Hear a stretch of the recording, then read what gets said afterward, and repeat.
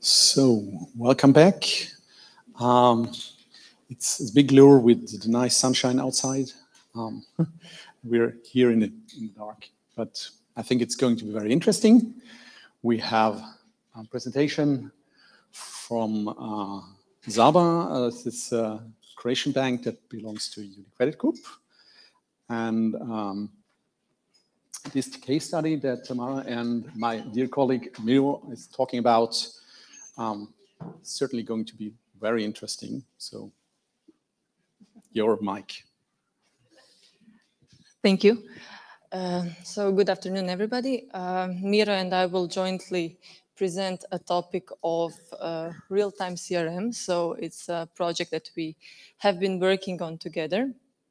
And Miro will focus mostly on the event streaming part of the project. I will just be covering the business rationale and logic and motivation behind it. Okay, so digitalization. In general, in terms of trends and strategic pillars and whatever in banking industry is present for many years now. It started 10, 15 years ago with internet banking, mobile banking, with some simple services like transactions. Nowadays, you can even purchase a cash loan or savings account via mobile banking apps. And it's not just a matter of P&L, it's also the matter of what our clients expect from us, what they request from us. So it's in general how our clients want us to go direction they want us to move in. On the other hand, we also know from various different market researches that what our clients value is the relationship, meaning the advice that they receive, meaning the examples of good service they get. In general, just making them happy by solving some problems they currently have. So now, when bringing these two topics together, so how to keep the relationship, maintain the relationship with our clients in the times of digitalization when human contact with our clients is less and less frequent. And how to resolve it, just to make this question a bit more concrete and focused. We said, okay, so what do we want to achieve? We want to make sure that our clients have relevant information at a relevant time. So what does that mean? Today here in Zadar, I don't really care much about Unicredit making ATM cash withdrawals anywhere in the world free of charge for their clients. I'm in Croatia, not really relevant for me. But in 2 months, when I will be leaving on my vacation and hopefully spending some time in Italy or whatsoever, I will take this information to be relevant. I will be grateful that my bank told me that, okay, Tamara, at any ATM of Unicredit, you can withdraw cash free of charge. So we narrowed it down a bit to this specific topic, and we set up a project. We called it Real-Time CRM. Through this project, we wanted to implement event streaming infrastructure to be able to catch what our clients are doing in real time. We needed to upgrade our existing CRM solution to be able to communicate to our clients what we want to communicate them in the real time. And we also introduced new channels of communication. The beauty of the whole solution that Miro will be explaining a bit into more details is that even though we started with the CRM purposes, even though we started with purely business-driven rationale and logic, the whole infrastructure will also can also be used for various different topics like security, so recognizing some kind of fraud events and then preventing them, and so on. So really technology-driven project, but with a clear business purpose and rationale behind it.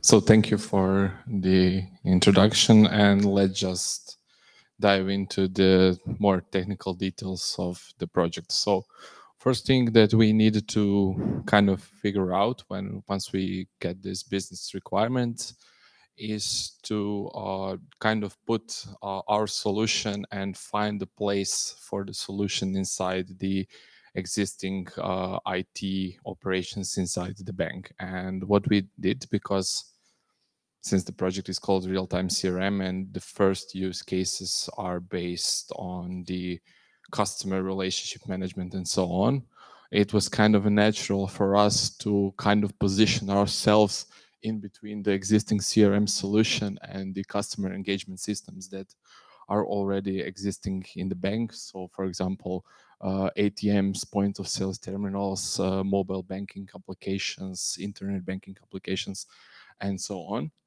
And we kind of positioned ourselves in the middle, where we gathered the events and all the interactions that the clients are doing in those systems and streaming them and processing them inside the platform in order to trigger CRM to be able to provide a meaningful and timely communication to the clients. Because the existing solution, although it had the capabilities to do most of the stuff, because of the nature of the technical solution, the data was not available in real time. So here, the streaming platform and the ideas behind those kind of concepts really help us in order to provide that kind of new capabilities to our client.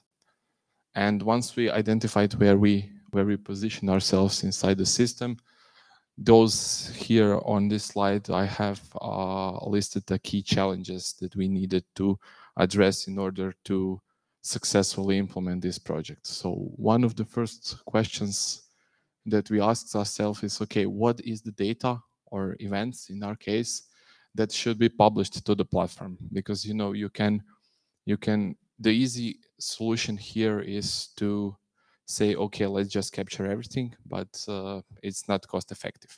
And I will, for each of these topics, I will go into more detail into later slides, but just so that you kind of get a really high level info what we will be talking there. The other more important question is, okay, now once we have those events, how do we know which one or which pattern of events is relevant to the bank and also to the banking clients? And here we actually have the real business logic that is driving the system. The other part also is on a technical solution. How do we incorporate this solution into existing IT systems? So not in terms of the system context, but in terms of the technology that we will use. We needed to analyze, okay, what existing technical platforms already exist inside the organization, and where can we fit our solution in. And of course, the overarching goal, kind of in line with the topic of this conference, is that we need to design the platform to be future-proof. And for us, that meant that the platform needs to be able to scale, evolve, be maintainable in the future. And also we kind of really from the early onset realized that we need some kind of a solution that will help us to give us insight, and that we can observe what is happening inside the platform in terms of data that is going through the streaming platform. So without further ado, let's go into the specific details and solutions for each of these problems. So first, for the problem of data gathering on the platform, since this client engagement systems are quite complex and have a lot of features, and as I already said, it is not feasible that we can say, okay, we need to capture everything. That would be a really lot of data, and in time I believe that we will come to a point where we will be really capturing everything, even in terms of front-end telemetry. So for example, we will be able to track all the interactions on the applications, even the form inputs and everything. And for now, we just wanted to focus on the events that will bring the value to the bank. And one of the techniques that we decided to implement and how we will do this analysis is we organized a lot of event storming workshops with the key stakeholders inside the bank that are responsible and owners of each of this engagement system, in order to assess what technical and what business data they can provide to the platform. And just a quick show of hands, how many of you here are familiar with the concept of the event storming workshop, so that I know, should I? Okay, so quite a few. Thank you. So I will not go into the details, but I will just say from the experience in this project, although this methodology is kind of envisioned that should be done in real life, so in a whiteboard setting inside a conference room or something like that, due to the COVID restrictions, we also had to reinvent the way how we do this in the online fashion. And I must really say that we had a success in doing that, and we learned how to do event storming workshops via the Zoom or any other teleconferencing app. So, we're ready for the next pandemic. Yeah, we are future proof. Yeah. So we are not afraid of that anymore. But then we'll see. Maybe they'll throw us another curveball there. So yeah. And afterwards, once we know, okay, what data we need to gather, now there is a question, okay, how do we actually realize this technical solution inside the existing IT systems? And also here I have put the this kind of solution already taps into the scalability requirements for the platform. And when we analyzed the existing IT environment, what we saw that the bank is already operating the Red Hat OpenShift platform. So it was kind of a natural fit for us to base our solution on that platform. And what we did, we utilized the StreamZ Kubernetes operator that provided us with the managed Kafka offering and other components that are necessary in order to build a complete end-to-end Kafka-based solution. And we also figured out that the StreamZ is not enough, because there are some components missing there that we kind of really wanted to have in our system that will enable us the other abilities that will future-proof the platform. So the key components also alongside the StreamZ is the Apicuria schema registry solution, which is an open source implementation of the schema registry.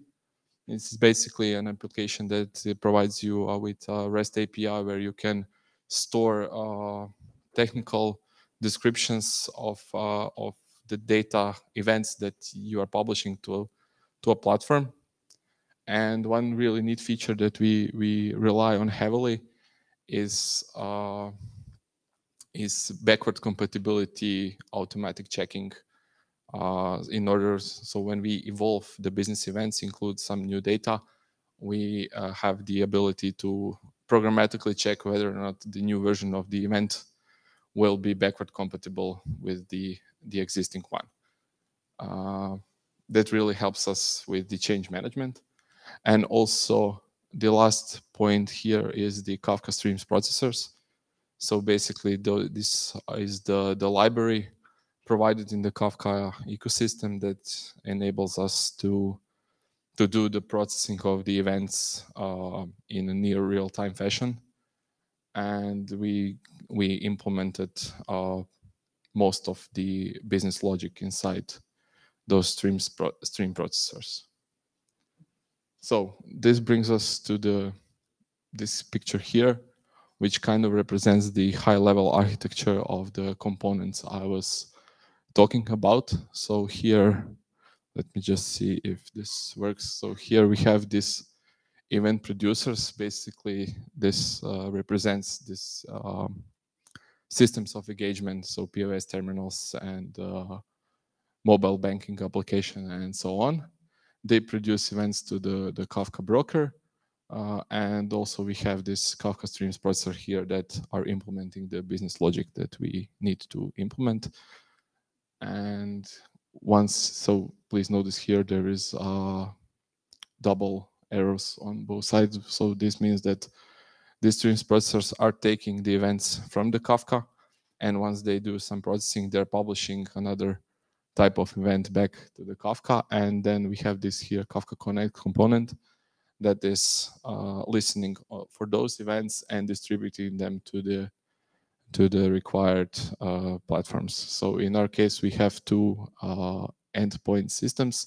One is the CRM, and the other one is Hive. So why we need to have Hive? Because we wanted to have the capability to audit all the events that are traveling through the system, so that we can do, if needed, analysis in a later point in time, if we need to have some data, if we want to have some insights on some historical data. And here we have the last component is the schema registry. So the schema registry is kind of positioned between the producers and the consumers, which here act also as a Kafka clients.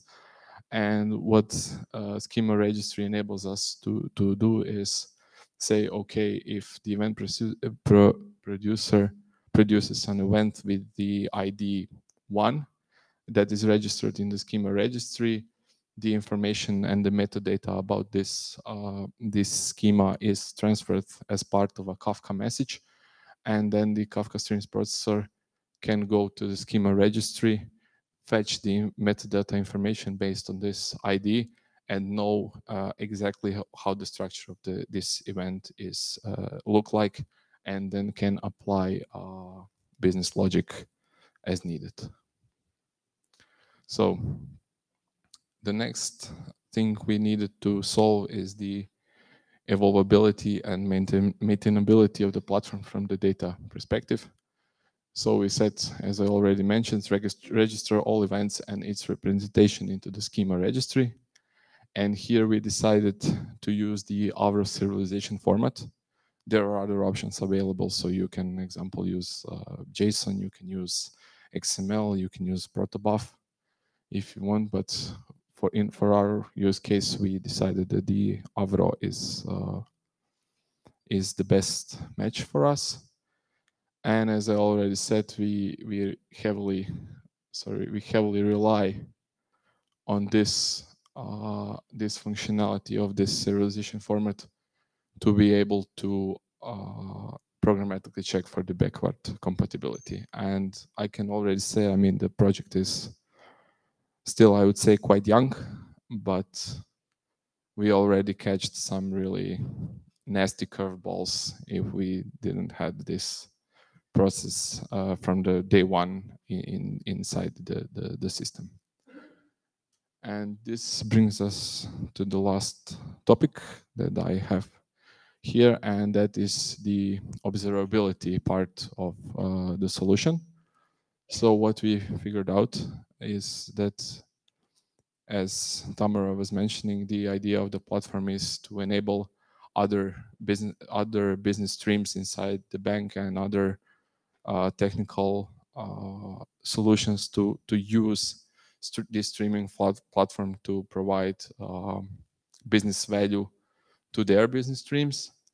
And we kind of figure out, okay, we will not be able to, and it is not feasible that there will be a centralized managed body that will say, okay, if you want to publish on you and use the streaming platform, you need to go through some approval process or something like that.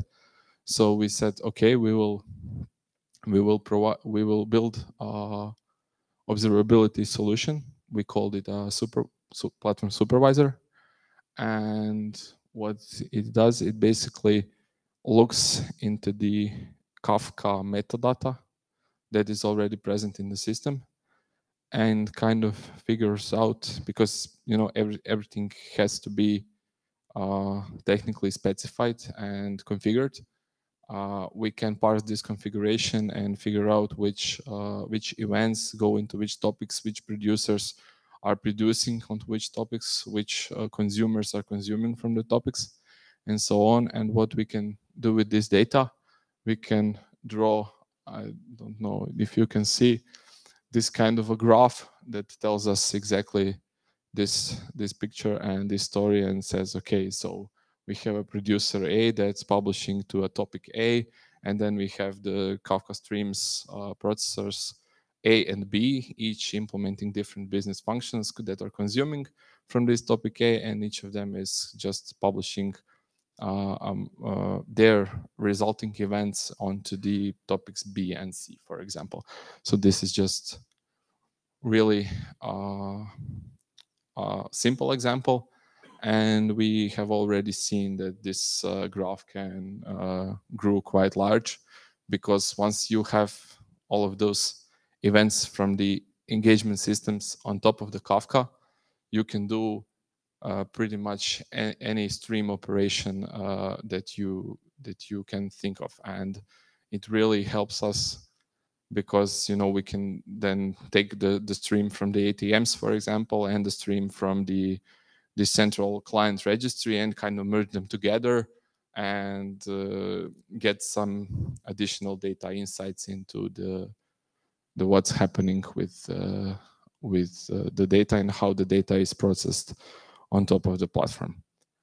And this solution is based on the open source projects called Kibana and Prometheus, heavily relying on the features provided by the Kubernetes and the Streamz solution. So basically what we do, we parse Kubernetes resource definitions that are used to configure the system. So in order, for example, we have established such governance principles where we said, okay, if you want to create a new topic, you have to register it with the Kubernetes first, and then the Kubernetes operator will create the topic in your behalf. So that's something that we did. And also, what is just kind of an added benefit of this solution, we can then, since we can kind of see deep into the Kafka, and we can use the Kafka admin APIs.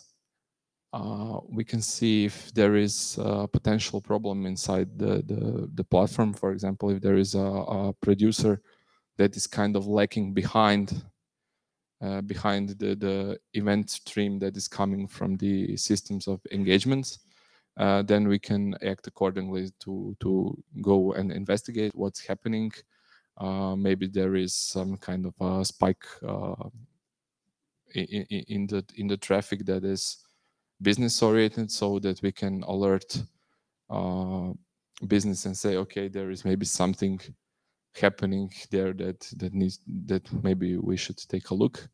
And there were already some cases when we detected such anomalies, and it was really nice. We don't have machine learning yet, but the idea here would be that we could kind of integrate the solutions that we did for the telecom, and kind of use this data set to kind of also automate this stuff. So for now, this thing is really, I would say it serves the purposes that needs to serve right now, but we see that, and also in the bank, that there is a lot of potential here to further upgrade and evolve this solution furthermore. And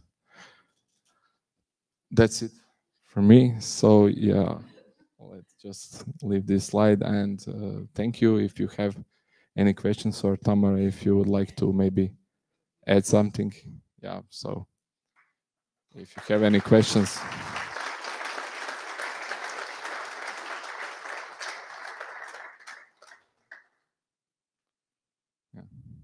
Yeah.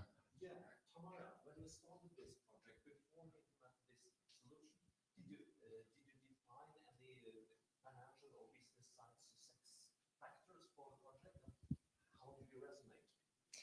So we actually came up with a list of priority events that we want to follow up.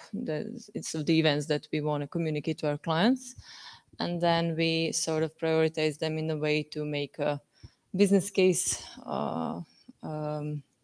enough to cover the investment into the whole project. So it was basically, a combination of the events that we think are going to be valuable for our clients, and then also the events that are going to bring us revenue, so that the whole project is in a positive, let's call it like that, positive balance.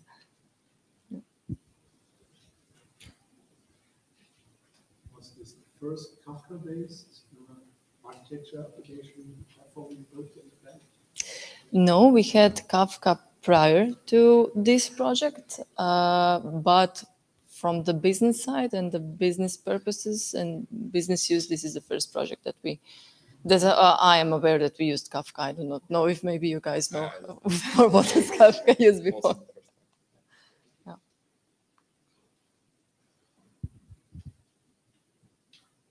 How is it to implement? How is it to implement a new rule or new event for business users?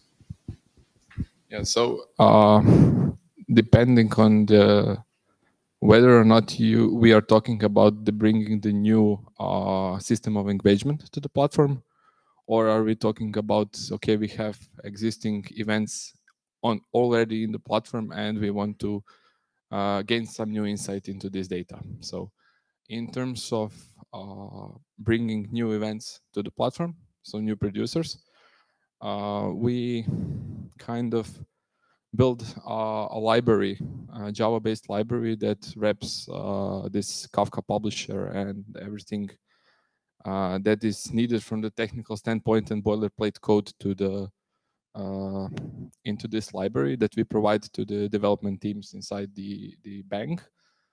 And basically what they need to do, they need to do the event storming workshop in order to figure out what events there are.